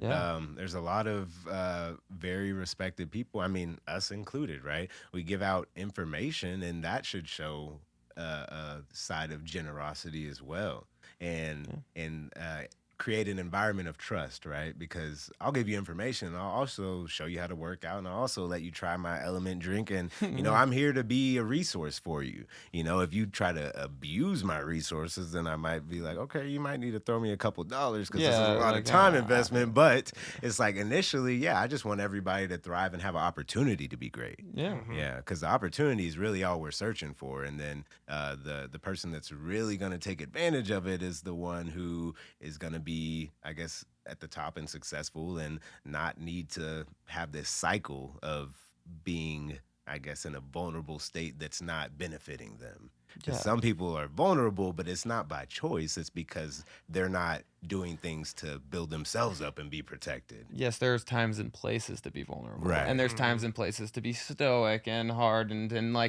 take the emotion out of the situation to make the most rational decision making. So like there's the two sides of the spectrum too on that. Yeah. I think that's like a foundation of masculinity, being able to take awareness in that and play with both sides, right? Because some people are only stoic, and then it's like, okay, it almost feels like you're trying to be intimidating at that point, right? Well, like guys like Bruce Lee talk about is like you can't just like keep out alphaing guys. Like there's like you got to be the soft side sometimes to balance out that hard, like tough, rough exterior, right? Like a lot of times, like I was a catcher in baseball, right? And so like pitchers, they are like what you would say is like the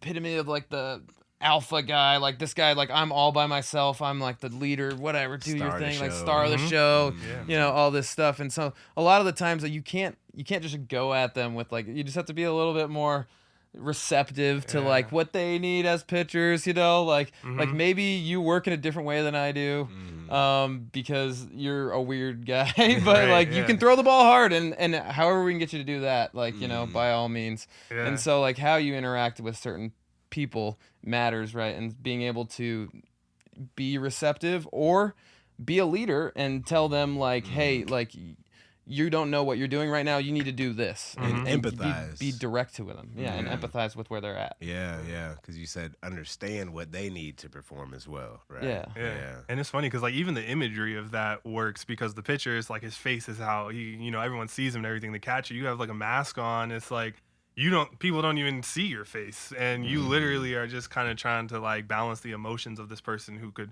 possibly have more notoriety and people know him and all this type of stuff, but you need to have the same like wavelength to be able to win games for your team. Yeah, they always call us like the battery, right? The pitcher and the catcher, right? Like, and they're the battery of the team. And so like without them, they bring everything, right? They bring the energy, they bring, you know, defense. Like without those guys, like setting that foundation, the defense is gonna have a hard time, right? Man, Yeah. that's beautiful.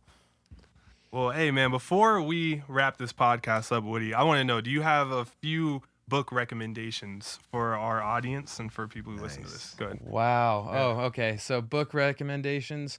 I'm a big book guy. I love all and any. But if I'm gonna give you let's just go with 3. Yeah. 3 books. I think one really good book, The Biology of Belief by Bruce Lipton. Really good book that talks about mindset, talks about belief, talks about epigenetics and how our environment shapes us. So really good book. Highly recommend Bruce Lipton and a lot of his work. I like a book that's about fitness, that's pretty easy to understand that for everyone. I would say like The Align Method by Aaron Alexander, really good book. He talks about nasal breathing, he talks about hip hinging and hanging and all of these like things you can add to your lifestyle that aren't necessarily working out, right? But like can be little tips and tricks to help, you know, give you better posture and amplify your workouts and make your lifestyle a little bit easier. So that's another really good one. And then like the book that got me into breath work, right? Breath by James Nestor, or The Wim Hof Method, right? Like those 2 books were like the foundation of my breathwork practice in the beginning, and they just kind of put the pieces together for me. And then I've read every breathwork book, you know, since, like Breathing for Warriors, and there's just a handful of other, Oxygen Advantage and yada yada. I just want to throw them out there for the people. But Thank you for that. Yeah. I know that's going to be helpful for the people listening to this. Nice. Have you read The Power of Now? Power Now, fantastic with being present and That's just a good being in the one. moment. Eckhart Tolle. Yeah. That's one of my top ones. That it's like, if you haven't read that, that's a good one to start with, right? It's kind of, again, one of those foundational. Yeah, and I guess, okay, my favorite book of all time, Yeah. The Alchemist. There it is. Yeah. Paulo Coelho. The Alchemist by far is like the hero's journey, and like Mm-hmm. that is like I embody that in my own life. And so, if any kid ever should always start with The Alchemist. I believe that too, man. Nice. That's real. Cool. Yeah.